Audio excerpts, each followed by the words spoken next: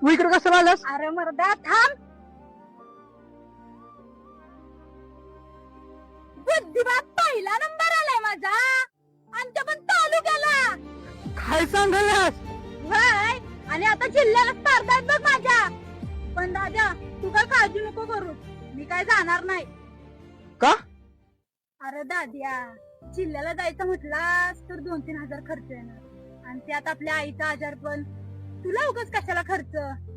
अगं त्याची काळजी तुला कशाला, त्याची काळजी करू नकस. आणि हा, जिल्ह्यात बी मला पहिलाच नंबर पाहिजे बरं का. चालतंय की दाद्या, मी जातो घराकडं आणि तू बी या. चाल. हा.